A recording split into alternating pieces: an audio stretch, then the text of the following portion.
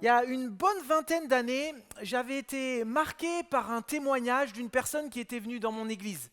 Il y avait un certain Gary qui était venu nous raconter son parcours de vie. Gary et sa femme, Bonnie, que vous allez voir sur la photo, étaient un couple missionnaire dans le sud du Liban. Donc dans une zone où il y avait quand même beaucoup de difficultés économiques et aussi beaucoup de tensions. Et Bonnie était infirmière dans une clinique spécialisée pour les mères et les enfants qui sont dans des conditions défavorisées. Et elle travaillait dans les soins médicaux, mais aussi dans l'accueil de ces familles et dans le suivi psychologique. Et Gary, son époux, lui aussi accompagnait les familles, mais était plutôt un pasteur. Et donc il dirigeait aussi les études bibliques dans le sud du Liban. Le 21 novembre 2002, tout a basculé dans leur vie. Bonnie était alors à l'ouverture de la clinique très tôt le matin et un homme débarque à la clinique. Il sort son arme et tire 3 balles dans sa tête. Bonnie avait 31 ans. Son mari a été anéanti. Humainement, tout est s'effondré dans sa vie. Et quelques temps plus tard, les médias l'ont interrogé. Et ce qui intéressait les médias, qu'est-ce que vous ressentez pour le meurtrier ?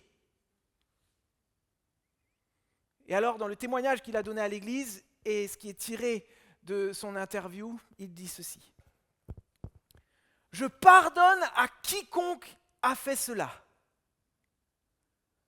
Cela n'enlève pas la douleur. C'est un pardon coûteux. Cela a coûté ma femme. Je crois que Jésus est mort pour nous, pour nos péchés. Quand j'ai entendu ce témoignage, j'avais une vingtaine d'années, la première réaction quand on entend ça, c'est « Waouh, ça, c'est du pardon ». Mais quand on lit ce qu'il a dit, on pourrait être aussi assez surpris.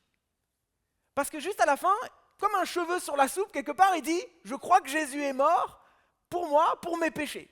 Il n'y a même pas de lien entre les deux. Il met cette phrase direct. Quel est le lien entre l'affirmation qu'il a pardonné et puis dire que Jésus est mort pour ses péchés ? Eh bien, c'est exactement ce dont parle la parabole que nous allons étudier aujourd'hui. Pour ceux qui nous visitent, qui sont là pour la première fois, dans notre église depuis le mois de septembre, nous sommes dans une série de prédications où nous étudions, nous observons les paraboles de Jésus. Les paraboles, c'est des courtes histoires que Jésus utilisait pour enseigner, et à travers ces courtes histoires, il transmettait des vérités spirituelles. Et donc la parabole que nous allons lire aujourd'hui se situe dans Matthieu chapitre 18, versets 21 à 35. Donc si vous avez une Bible, n'hésitez surtout pas à l'ouvrir, c'est toujours plus pratique d'avoir le texte sous les yeux, même vos applications, peu importe. Matthieu chapitre 18, versets 21 à 35. Et donc je vais lire le texte qui sera affiché sur les écrans et derrière moi et dans la version Semeur. Alors Pierre s'approcha de Jésus et lui demanda « Seigneur, si mon frère se rend coupable à mon égard, combien de fois devrais-je lui pardonner ? Irai-je jusqu'à 7 fois ?» « Non, lui répondit Jésus. Je ne te dis pas d'aller jusqu'à 7 fois, mais jusqu'à 70 fois 7 fois. En effet, il en est du royaume des cieux comme d'un roi qui voulut régler ses comptes avec ses serviteurs. Lorsqu'il commença à compter, on lui en présenta un qui lui devait 60 millions de pièces d'argent. Et comme ce serviteur n'avait pas de quoi rembourser ce qu'il devait, son maître donna ordre de le vendre comme esclave avec sa femme et ses enfants, ainsi que tous ses biens pour rembourser sa dette. Le serviteur se jeta alors aux pieds du roi et se prosternant devant lui et supplia « Sois patient envers moi, accorde-moi un délai, je te rembourserai tout. » Et pris de pitié pour lui, son maître le renvoya libre après lui avoir remis toute sa dette. À peine sorti, ce serviteur rencontra un de ses compagnons de service qui lui devait 100 pièces d'argent. Il le saisit à la gorge en criant « Paie-moi ce que tu me dois !» Son compagnon se jeta à ses pieds. « Sois patient envers moi, lui dit-il, accorde-moi un délai, je te rembourserai. » Mais l'autre ne voulut rien entendre. Bien plus, il alla le faire jeter en prison en attendant qu'il ait payé tout ce qu'il lui devait. D'autres compagnons de service, témoins de ce qui s'est passé, en furent profondément attristés et allèrent rapporter toute l'affaire à leur maître. Alors celui-ci fit convoquer le serviteur qui avait agi de la sorte. « Tu es vraiment odieux !» lui dit-il. « Tout ce que tu me devais, toi mon serviteur, je te l'avais remis parce que tu m'avais supplié. Ne devais-tu pas toi aussi avoir pitié de ton compagnon comme j'ai eu pitié de toi ?» Et dans sa colère, son maître le livra au bourreau jusqu'à ce qu'il ait remboursé toute sa dette. Voilà comment mon Père céleste vous traitera, vous aussi, si chacun de vous ne pardonne pas du fond du cœur à son frère. C'est la parole de notre Seigneur, de notre Roi pour nous aujourd'hui. Alors, vous l'avez compris, ce matin, je m'apprête à parler du pardon.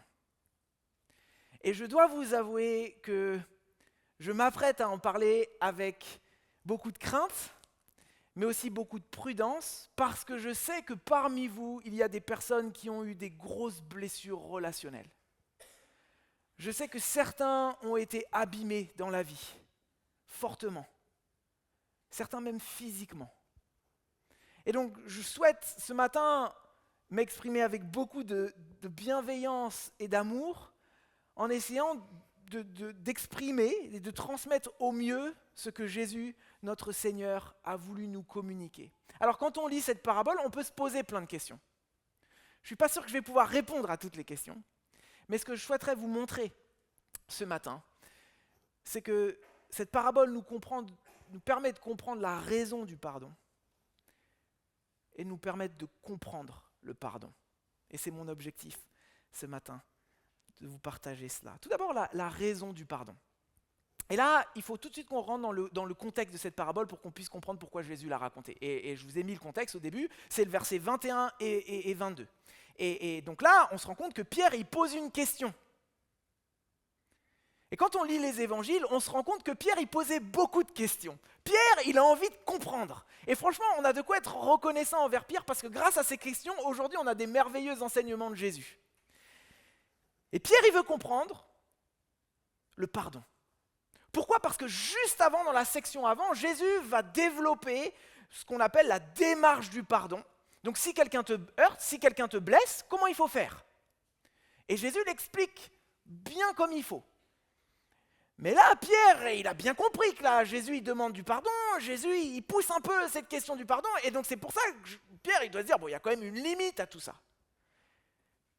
Au bout d'un moment, il faut bien qu'il y ait une limite à ceux qui continuent à pécher et ceux qui insistent à nous faire du mal. Ça doit bien s'arrêter quelque part. Et Pierre suggère 7 fois. Et 7 fois, c'est beaucoup. 7 fois, c'est beaucoup.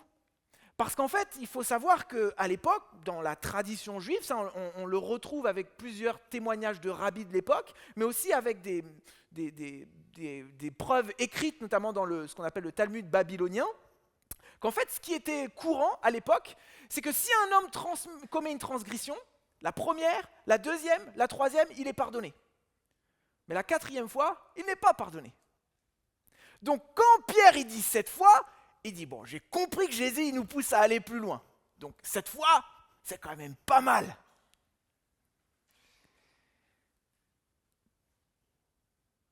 Mais Jésus lui dit quoi ? Non. Jésus dit 70 fois 7 fois. Combien ça fait ? Ouh, il y en a qui sont forts. Evelyne, surprenant, très encourageant. Autant dire que Jésus, il n'est pas en train de dire qu'il faut pardonner 490 fois. Jésus, il est en train de dire, Pierre, arrête de tenir des comptes. Arrête. Il ne s'agit pas de tenir des comptes. Le pardon, Pierre, doit être le mode de ta vie. Le chrétien doit être enclin à pardonner à chaque instant. C'est comme si Pierre, en fait, il demande à Jésus, donne-moi une règle simple à suivre. Et finalement, Jésus lui donne un défi pour toute sa vie. Et là, Jésus entame la parabole pour lui donner la raison de cela. Et Jésus, je crois, dans cette parabole, ce qu'il souhaite provoquer en nous, c'est une réaction. Jésus souhaite provoquer en nous une émotion. Il veut qu'on ressente quelque chose, une émotion qui ouvre nos yeux sur nous-mêmes. Vous D'ailleurs, laissez-moi vous donner un exemple. Imaginez un professeur en fac de médecine. Et donc c'est un médecin qui veut enseigner et durant les examens, il surprend ses élèves en train de tricher. Alors il pourrait se mettre en colère et dire bon, on arrête là, ça finit. Mais non, il décide de faire autre chose. Le lendemain, il revient et il raconte une histoire. Il dit un jeune homme, un jour, durant un examen de médecine, a volé les réponses. Et il a réussi l'examen. Mais un jour, alors qu'il est devenu médecin, il s'est retrouvé devant la table d'opération et il devait sauver une vie et il n'a pas su le faire. Pourquoi ? Parce qu'il ne l'avait jamais vraiment appris. Imaginez la réaction des étudiants, il y a un silence qui s'installe. D'accord, on a compris, le professeur n'a plus rien à dire. Je crois que c'est ce que Jésus fait ici.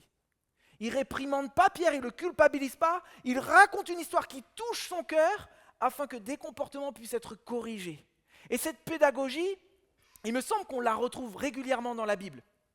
Cette façon de raconter une histoire afin que l'auditeur puisse s'y retrouver. Pour ceux qui sont un peu plus familiers avec la Bible, donc dans l'Ancien Testament, la première partie de la Bible, on a un épisode un peu avec cette pédagogie-là. Pour ceux qui connaissent, le roi David, donc un des grands rois du peuple d'Israël, un moment faute. Qu'est-ce qu'il fait ? Il commet un adultère, il couche avec la femme d'un autre. Mais il ne s'arrête pas là. Il va faire tuer l'époux.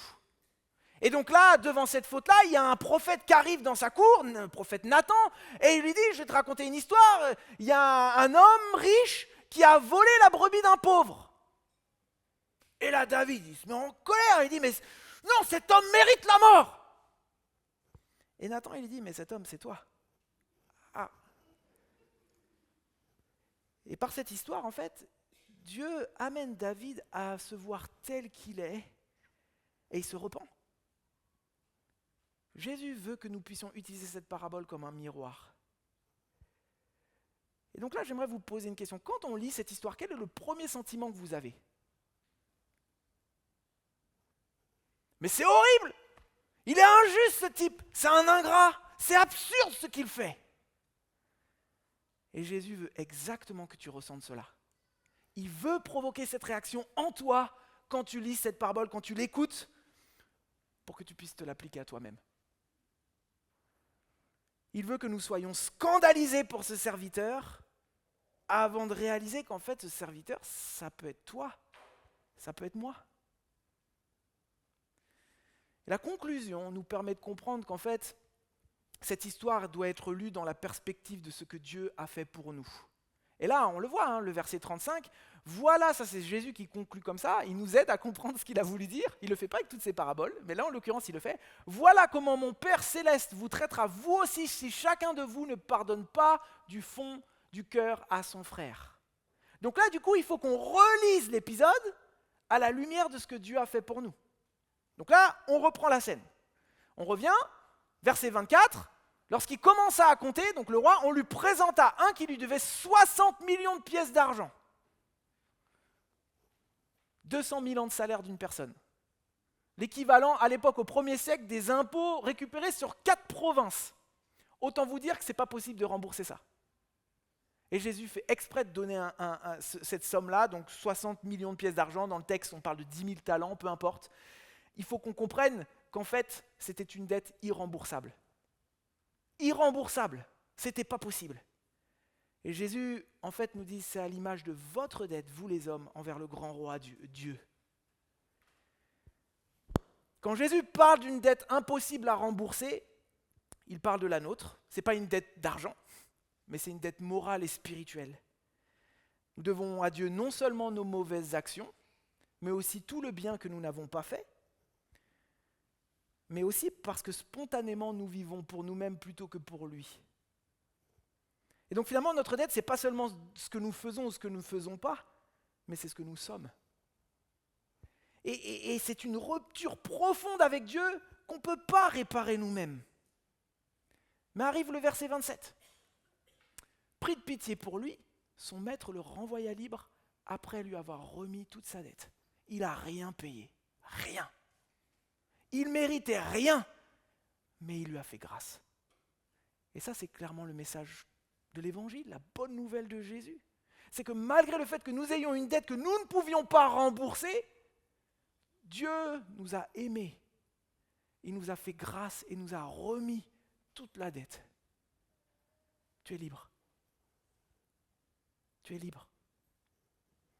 Et ça s'est fait au prix du sacrifice de Jésus sur la croix, qui est mort pour le pardon de nos fautes, pour payer la dette que nous avions envers Dieu. Il a pris sur lui le jugement que nous méritions. Et c'est là maintenant que le contraste de l'histoire devient insupportable. Pourquoi ? Parce que cet homme qui vient d'être libéré, à peine sorti, il y a marqué à peine sorti, qu'est-ce qu'il fait ? Il y a quelqu'un qui lui doit 100 pièces d'argent, donc l'équivalent de 3 mois de salaire. Donc je pense que Jésus, la différence, c'est volontaire. Il lui tord le cou. Et donc là, durant mes recherches, petit aparté, j'ai étudié un petit peu les informations de justice en période d'Antiquité. Et j'ai trouvé des témoignages assez marrants où il y avait des auteurs romains de l'Antiquité qui témoignaient qu'il n'était pas rare que des créanciers tordaient le cou des débiteurs jusqu'à ce que du sang sorte du nez. Alors, j'aurais pas aimé vivre au 1er siècle, personnellement, ni avoir des dettes avec qui que ce soit d'ailleurs. Mais on se rend compte que là, il y a un scandale. Et il est évident, et Jésus veut nous le montrer, il y a une absurdité dans la réaction de ce type, dans le non-pardon. C'est pas normal, et on le ressent tous, ça. C'est le même scandale, c'est la même absurdité quand nous, chrétiens, nous refusons de pardonner à quelqu'un. Alors que Dieu nous a tout pardonné en Jésus-Christ. Et Paul le dit. Paul le dit dans Éphésiens 4, verset 32. « Soyez bons et compréhensifs les uns envers les autres. Pardonnez-vous réciproquement comme Dieu vous a pardonné en Christ. » Et là, normalement, lorsque nous avons compris cela, l'effet miroir de l'histoire doit faire son effet. M'arrive-t-il de garder rancune pour une parole blessante ? Pour une trahison, un tort, un oubli, alors que nous vivons chaque jour dans la grâce que Dieu nous a témoignée en Jésus-Christ, alors que nous ne méritons rien. Mais la question que j'aimerais vous poser, c'est avons-nous conscience que c'est le même sentiment d'absurdité et de scandale que nous avons eu en lisant cette histoire qui est reporté sur nos attitudes ? Jésus est en train de nous dire que notre salut, ce que Jésus a fait pour moi, doit avoir un impact sur mes relations avec les autres. Ma relation avec Dieu s'exprime par ma relation avec les autres. Sinon, c'est absurde et c'est scandaleux. C'est absurde. Bon, prenons un exemple. Par exemple, Andy nous a parlé de ce Luc avec une petite lampe de poche. Imaginez que ce Luc rentre dans une pièce sombre, totalement dans les ténèbres. Et avant de rentrer dans cette pièce sombre avec tous ces gens-là, on lui donne une lampe de poche. Et donc il rentre, tout le monde sait qu'il a une lampe de poche, mais il ne l'allume pas. Oh non, c'est à moi. Tout le monde dit, mais allume ta lampe, c'est fait pour ça. Non, c'est à moi. Mais c'est exactement la même absurdité quand nous avons compris l'Évangile et que nous ne la faisons pas briller sur nos relations autour de nous, par le pardon. Jésus n'est pas seulement mort pour pardonner tes péchés, il est mort aussi pour impacter les relations que tu as avec les autres. La grâce que nous avons reçue de Jésus doit circuler dans nos relations. Sinon, c'est incomplet. Et c'est pour ça que Jésus dit 70 fois, 7 fois. C'est parce que les chrétiens doivent se distinguer par leur disposition à pardonner, avec qui que ce soit. Alors c'est vrai que le texte semble se diriger principalement pour des chrétiens entre eux. Jésus, juste avant, dans la section de Matthieu 18, il parle des cas de problèmes entre chrétiens, qui doivent se régler dans l'Église. Et ensuite, Pierre, il commence en posant la question, si mon frère a péché contre moi. Donc on pourrait dire, bon, c'est principalement fait pour des chrétiens avec des chrétiens. Je pense que c'est effectivement la première intention. Mais je pense que le pardon dépasse le cadre interne de l'Église. La nécessité de faire grâce s'applique à toute relation humaine. C'est juste le but qui change. Quand on pardonne à quelqu'un qui croit en Jésus, c'est pour conserver la communion avec Dieu. Quand on pardonne à quelqu'un qui n'est pas en Jésus, ça devient un témoignage de l'Évangile. Mais on doit tous pardonner. Alors avant de passer à la suite et au deuxième point, j'aimerais qu'on puisse avoir un moment pour réfléchir ensemble. Parce que je sais qu'à ce moment-là, je le sais, il y a des personnes qui disent « Mais Benjamin, tu ne sais pas ce que j'ai vécu. » Oui, c'est vrai. Mais ce que je vous demande, c'est de ne pas aller tout de suite dans les grandes blessures de votre vie. Mais simplement regarder votre vie quotidienne, avec vos enfants, votre époux, votre épouse, vos amis, vos collègues, vos voisins. Mets de côté tes grandes blessures. Est-ce que le sacrifice de Jésus est vraiment au centre de tes relations de façon générale ? Quand quelqu'un te critique, quand quelqu'un te blesse ou te trahit, quelle est ta première réaction ? On répond avec rancune, avec colère, désir de revanche ? Ou est-ce que nous nous rappelons que Jésus a payé une dette infinie pour nous ? Est-ce que même nous avons une réflexion sur cela lorsque nous sommes offensés ? Je crois que trop de fois, nous dissocions ce que Dieu a fait pour nous de ce que nous devons faire pour les autres. Est-ce que quand nous ressentons de l'injustice et des frustrations, est-ce que nous cherchons à imposer nos comptes et fixer nos limites ? Ou est-ce qu'on laisse la grâce de Jésus résonner dans nos cœurs et guider nos actions ? Alors prenez un instant pour regarder votre vie intérieure. Où est-ce que le pardon est-il absent ? Où est-ce que la grâce de Jésus n'a-t-elle pas circulé ? Où est-ce que nos relations sont dominées par nos blessures, nos besoins de justice personnelle, plutôt que par la puissance du pardon que nous avons reçu en Jésus-Christ ? Chacun peut répondre à cette question pour sa propre vie. Mais ce que j'ai remarqué, c'est que souvent nous ne pardonnons pas parce que nous avons une mauvaise compréhension du pardon. Et je crois que le texte nous donne quelques pistes. En fait, ce que je souhaite faire avec vous dans cette deuxième partie, c'est de se poser la question pourquoi le serviteur n'a pas pardonné en fait. À peine sorti, donc il vient de vivre une expérience de grâce incroyable, qu'il tord déjà le cou de l'autre. Mais on se rend compte que nous, finalement, parfois en tant que chrétiens, on sait qu'on est sauvé par Jésus, on sait la grâce qui nous a été donnée, mais finalement, pourquoi nous sommes si lents à pardonner ? C'est une question qu'on peut se poser, n'est-ce pas ? Je crois que le texte a 2-3 petites choses à nous dire à ce sujet. Tout d'abord, le verset 28. À peine sorti, le serviteur rencontra un de ses compagnons de service qui lui devait 100 pièces d'argent. Il le saisit à la gorge. Il a frappé sans réfléchir. J'ai mal, je frappe. On m'a fait du mal, je fais du mal. Pour ceux qui ont un caractère sanguin comme moi, ça c'est dur pour nous. Ah, quand on a mal, notre réflexe c'est de faire du mal. Parce qu'il doit payer. Et il doit comprendre que moi j'ai eu mal.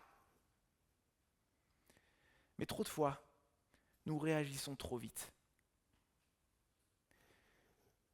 Je n'ai jamais regretté d'avoir attendu pour donner suite à une offense. Par contre, j'ai rarement bien réagi à chaud suite à une offense. Nous avons besoin de prendre du temps. Mais pas du temps pour ruminer. Parce que certains disent « ouais, ça c'est un problème pour les sanguins ». Non, même ceux qui ne sont pas sanguins, parfois ils prennent du temps. Mais ils ne prennent pas du temps pour se souvenir de ce que le roi a fait pour eux. Ils prennent du temps pour ruminer à l'intérieur d'eux. « Ah, j'aime pas ça ». Non, c'est prendre du temps pour nous souvenir de qui nous sommes, de ce que nous croyons et de ce qui a de l'importance à nos yeux. De se rappeler de ce que Jésus a fait pour nous. Ensuite, il y a à mon avis, une autre information qu'on a. Son compagnon se jeta à ses pieds et le supplia « Sois patient envers moi », lui dit-il. C'est exactement la même chose qu'il a dit au grand roi. Mais l'autre ne voulut rien entendre. Oh, ça, dans nos conflits, les amis, on connaît ça, ce tunnel relationnel. Quand on nous a fait du mal, on n'entend plus rien. Il faut que ce soit réglé. La question qu'on peut se poser, en fait, c'est qu'est-ce qui l'a fait rentrer dans ce tunnel relationnel ? Qu'est-ce qui finalement nous fait nous-mêmes rentrer dans des tunnels relationnels que finalement, lorsqu'on nous fait du mal, on n'entend plus rien, on ne veut plus rien entendre ? Je me suis posé la question devant le texte. Qu'est-ce qu'il a pu ressentir ? Et ça, je pense que c'est un exercice qu'on doit tous avoir. C'est quelque part, quand on lit une parabole, c'est d'essayer de s'imaginer dedans. Qu'est-ce qui fait que finalement, il n'entend plus rien ? Et là, je me suis mis quelques petites hypothèses devant moi en réfléchissant pourquoi moi, j'entends rien quand je suis offensé. Souvent, nous n'entendons rien parce que nous avons une mauvaise compréhension du pardon. Est-ce que finalement, il n'a pas commis l'erreur de penser que nous commettons souvent, que pardonner, c'est un signe de faiblesse ? Combien d'entre nous ont dit que si je pardonne, je m'abaisse en fait. Si je pardonne, je cède. Si je pardonne, en fait, je me laisse marcher dessus. Et c'est vrai que dans un sens, quand on voit le serviteur, ce qu'il inflige à l'autre, on dit il est fort, et il applique ça, il impose sa vengeance, et puis il se venge selon ce qu'il croit juste, donc c'est lui qui est fort. Je pense que c'est une erreur de perception. Il n'est pas fort, il est enchaîné ce type. C'est une erreur de penser que pardonner est un signe de faiblesse. Chaque refus de pardonner, en fait, c'est comme une chaîne qui nous attache à la personne qui nous a offensés.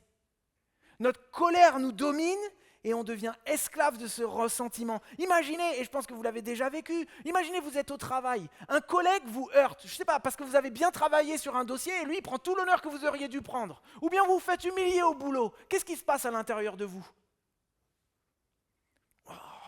On rumine l'injustice. On la rumine. On repasse la scène dans notre tête. Et puis quand on le voit le lendemain, ce type au boulot, il y a un truc qui se passe. Oh non, j'ai pas envie de le voir. Et puis je ferme mon visage. Dire bonjour, c'est difficile. Et pour certains, ça nous empêche de dormir. Chaque pensée finalement nous colère, nous retient, nous fatigue. Qui est prisonnier ? Vous ou votre collègue ? C'est vous. C'est vous qui portez la chaîne.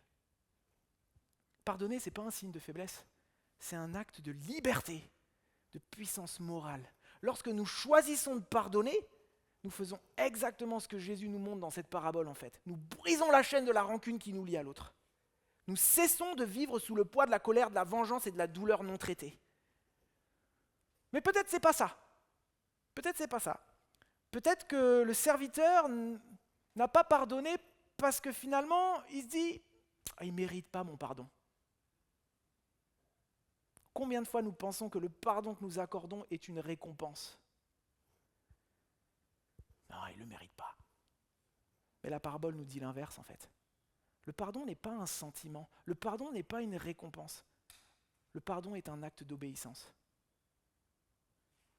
Je pardonne pas parce qu'il le mérite lui, mais je pardonne parce que lui le mérite. Je pardonne parce que lui mérite que je reflète sa grâce.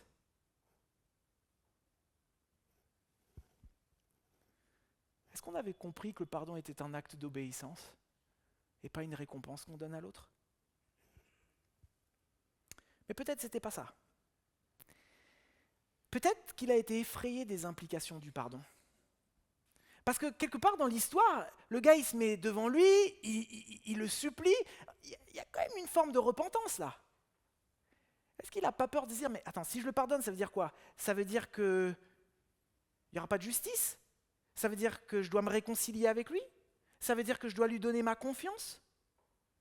Et ce que je remarque beaucoup dans nos relations, les amis, c'est que souvent nous ne pardonnons pas parce que nous confondons tout. Le pardon ne veut pas dire réconciliation. Réconciliation ne veut pas dire donner la confiance à nouveau à 100%. Je pense qu'il faut vraiment que nous séparions ce que ça veut dire le pardon. Le pardon, c'est libérer la rancune et s'engager à ne pas se venger. La réconciliation, c'est restaurer la communion relationnelle. La confiance, dans une relation, il y a des degrés de confiance dans une relation. Vous êtes tous d'accord avec moi ? Et là, j'aimerais bien vraiment qu'on arrive à distinguer, parce que je pense que parfois on dit non, je ne veux pas pardonner parce qu'on pense que ça implique d'autres choses.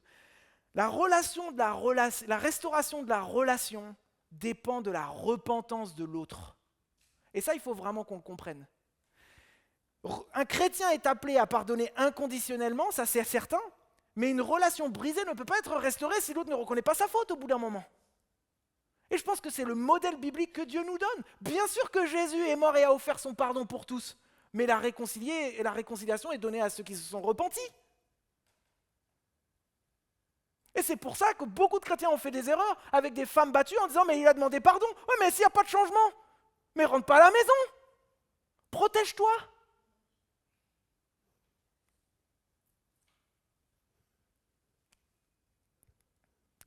Et c'est pareil pour la confiance. Ne pas pardonner, c'est aussi vouloir du bien à l'autre. Et parfois, vouloir du bien, c'est ne pas accorder sa confiance tout de suite. Moi, je me rappelle, quand j'étais en Afrique de l'Ouest, à un moment, on a créé plusieurs micro-business, à peu près une dizaine. Et on avait pas mal de gens qui travaillaient pour nous, en l'occurrence, on était 3 responsables. Et alors que ça marchait bien, un jour, on a pris un des gars qui travaillait pour nous, la main dans le sac. Ce qu'on vendait comme produit, lui, il rajoutait du prix dessus aux clients, et il se mettait la différence dans la poche, sauf que nous, nos ventes, ça descendait parce que nos prix ils ont augmenté, les clients ne comprennent pas.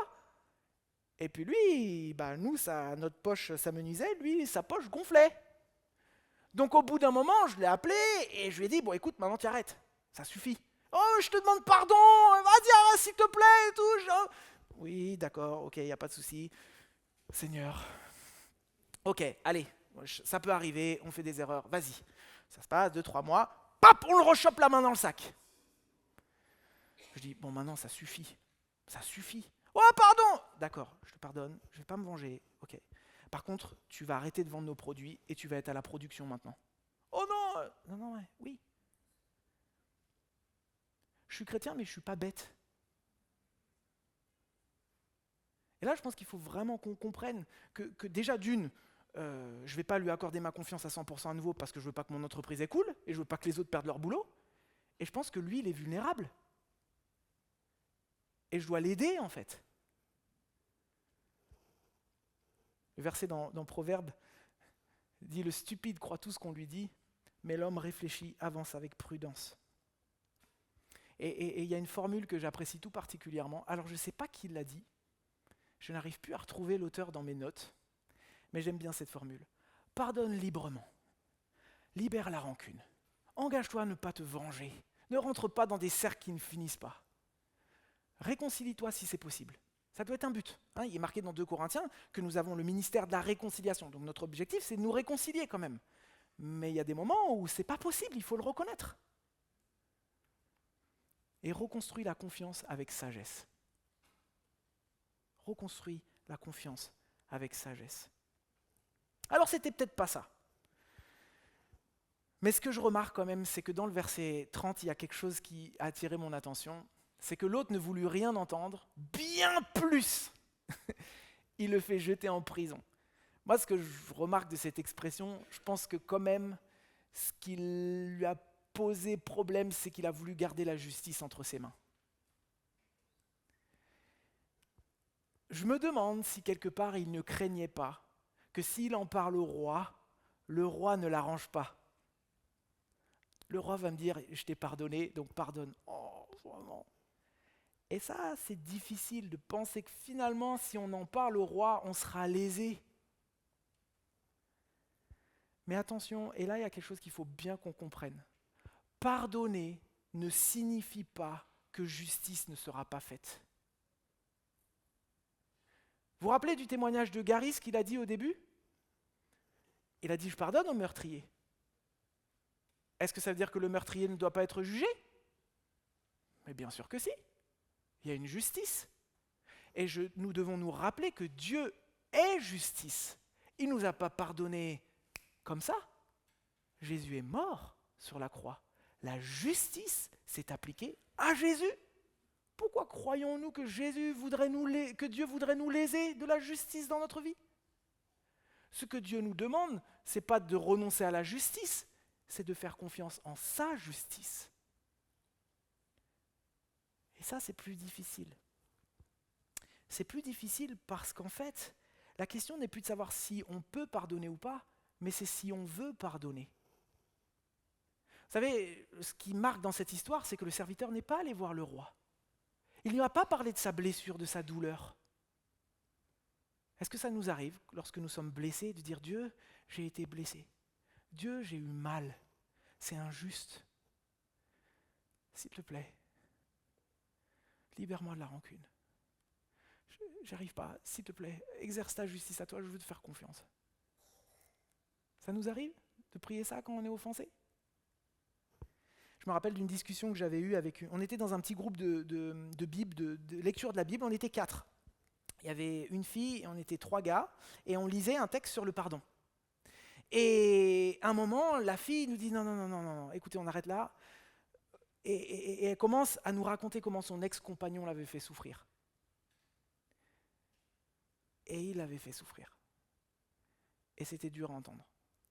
Et on avait beaucoup de compassion pour elle. Et elle a dit, moi je ne peux pas pardonner. Je ne peux pas pardonner. Vous avez entendu, vous ne pouvez pas dire que je peux pardonner. Est-ce que toi tu pourrais te pardonner si on te fait ça? Et là d'un seul coup, tu dis, oh, moi je ne peux pas parler. Et là, j'ai dit, bon, il faut que je parle. Benjamin, t'es pasteur, il faut quand même que tu dises quelque chose. Et je lui ai dit, écoute, je suis d'accord avec toi, tu ne peux pas pardonner. Mais t'es pasteur ou... Et je dis, oui, je pense que toi, tu ne peux pas pardonner. Par contre, Dieu en toi peut produire le pardon. Et là, quelque part, elle s'est dit,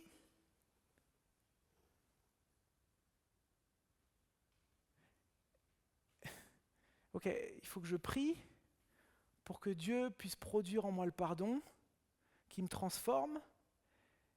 Et elle a switché en disant, mais est-ce que j'ai vraiment envie de pardonner en fait? Est-ce que j'ai vraiment envie que Dieu produise le pardon en moi? Et là, on se rend compte que d'un seul coup, le problème change de niveau, et c'est une question de savoir si on veut que Dieu produise le pardon en nous, par son Saint-Esprit. Et je pense qu'en discutant avec elle, et bien évidemment on a prié avec elle, je pense que le souci pour elle était que le fait de pardonner était de nier le mal qu'elle avait subi. Le pardon, c'est pas nier le mal que vous avez subi. Le pardon, c'est pas effacer le mal. La parabole nous montre le contraire. C'est vrai que la dette des 100 deniers paraît petite par rapport aux 60 millions. Et Dieu veut nous montrer qu'il y a une différence. Mais 100 deniers, 100 pièces d'argent, c'est pas rien, c'est 3 mois de salaire. C'est une vraie dette. Vous aimeriez bien qu'on vous fasse 3 mois de salaire de dette envers vous? Non. Il y a une dette qui est reconnue. Un vrai tort, une vraie douleur. Et Dieu ne minimise jamais le mal que nous avons subi. Il ne minimise pas votre souffrance. C'est comme Gary au début de mon introduction. Il dit, je pardonne, mais j'ai mal. Je reconnais la douleur, mais je pardonne parce qu'elle libère mon cœur. Pardonner, c'est pas oublier. Pardonner, c'est pas faire comme si de rien s'était passé. Pardonner, c'est remettre la dette entre les mains du roi. Et l'expression finale, je trouve, doit attirer notre attention. Si chacun de vous ne pardonne pas du fond du cœur, c'est-à-dire ne pardonne pas à contre-cœur, combien de fois il m'est arrivé de dire « oui, je te pardonne, je suis chrétien, je te pardonne ».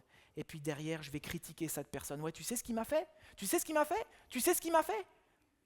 Et en fait, ce qui se passe, c'est que j'exerce ma justice, parce qu'en faisant ça, ce que je veux, c'est que les autres aient une mauvaise opinion de lui, et là, il a ce qu'il mérite. Combien de fois nous pardonnons à contre-cœur, en ressassant ce qui nous a été fait et en imposant notre justice simplement par le pouvoir de notre langue. Et dernière chose, d'autres compagnons de service, témoins de ce qui s'était passé, en furent profondément attristés et allèrent rapporter toute l'affaire à leur maître. Ce qui est intéressant, et je me demande pourquoi, je me suis demandé en lisant ce verset, pourquoi Jésus dit ça. Et là, je suggère que quand même, il y avait des compagnons de service autour de lui, mais il les a complètement ignorés, le serviteur. Il n'a pas parlé avec eux. Pourtant, ils étaient attristés par la situation. Et là, je pense que quelque part, Jésus doit faire référence au début de son chapitre, où Voilà, il marche sans la lumière des autres, c'était le quatrième point. Il dit, si ton frère s'est rendu coupable à ton égard, va le trouver. Donc on parle d'abord à la personne et convainc-le de sa faute. Mais que cela se passe en tête à tête. Donc d'abord, notre responsabilité, si on a été blessé, c'est de le dire. S'il t'écoute, tu auras gagné ton frère. S'il ne t'écoute pas, reviens le voir en prenant avec toi une ou deux autres personnes pour que tout ce qui sera dit soit appuyé sur des déclarations de 2 ou 3 témoins. Proverbe 11, verset 14. Quand une nation n'est pas bien gouvernée, elle décline. Le salut se trouve dans un grand nombre de conseillers. Je suggère que la mention des compagnons était peut-être une suggestion de Jésus en disant, mais peut-être qu'il aurait fallu parler à ses compagnons de service. Et je pense que finalement, c'est ce que Jésus nous demande. Nous avons besoin d'aide pour pardonner, les amis. Souvent, on pense qu'on peut le faire par nous-mêmes, mais souvent, on a besoin de gens qui prient pour nous. Souvent, nous avons besoin de parler à des compagnons de service qui sont attristés par la situation. Les responsables d'église qui sont élus pour cela, pour vous accompagner dans des démarches de pardon. Et moi-même, pasteur, j'ai besoin d'aide parfois. J'ai besoin de l'intervention d'autres personnes pour comprendre comment je peux me réconcilier avec une personne. Nous avons besoin d'aide de gens qui sont attristés par la situation. Et là, il faut bien que nous faisions une différence entre des gens qui sont attristés parce que la volonté du roi n'est pas faite, que plutôt de se confier à des gens qui se réjouissent des conflits parce que finalement, ça alimente leur discussion, comme des maquerelles, comme diraient certains. Non, des gens qui sont attristés par la situation. C'est-à-dire, oh non, pas un conflit. Des gens de confiance. Alors en écoutant cette parabole, on a tous ressenti une forme de scandale. Cet homme pardonné d'une dette impossible qui refuse de pardonner une dette plus petite. Et Jésus nous dit, regarde bien, cet homme parfois c'est toi. Alors, le pardon, c'est pas facile. Le pardon, il y a un processus. C'est pas automatique. C'est jamais banal. Mais il est logique dans le sens que c'est une réponse à la grâce que nous avons reçue de notre Dieu. Et parfois, nous avons besoin d'aide. Alors, en sortant de ce texte, en sortant cet après-midi du culte, qu'est-ce qu'on fait avec ça ? Peut-être pour certains, comme moi, vous devez vous efforcer de ralentir et de cesser de réagir à chaud. Et remettre Dieu dans l'équation relationnelle. Peut-être pour d'autres, vous avez besoin de revoir votre compréhension du pardon. Qu'est-ce que c'est exactement pardonner ? Peut-être que pour certains, vous avez besoin de déposer votre besoin de justice entre les mains du roi, plutôt que de le garder serré dans votre poing. Peut-être que pour d'autres, ce sera de cesser de marcher seul dans vos souffrances et vous faire accompagner par des compagnons de service qui vous aiment et qui aiment le roi. Mais tous, absolument tous, là où vous en êtes, parce que chacun en a du travail à faire, n'est-ce pas ? Nous sommes invités ce matin à regarder la dette que Jésus a effacée pour nous. Parce que c'est là que tout commence en fait. C'est là que le pardon devient possible. Et vous savez, je me suis demandé comment j'allais finir cette prédication. Je me suis dit, en fait, quand on lit cette parabole, la première chose qu'on a envie de faire, c'est Seigneur, aide-moi. C'est compliqué de pardonner. Seigneur, aide-moi. Mais en fait, en préparant, je me suis dit, non, c'est pas la prière que je devrais faire. La prière que je devrais faire et que je dois vous proposer, c'est plutôt, Seigneur, fais-moi comprendre encore plus ce que tu as fait pour moi. Bien sûr, Seigneur, aide-moi. Mais Seigneur, fais-moi comprendre ce que tu as fait pour moi.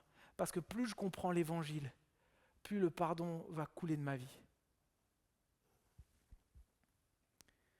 Ce n'est pas par nos forces, c'est sa grâce qui travaille en nous. Alors marchons dans cette grâce, recevons-la et laissons-la couler vers les autres.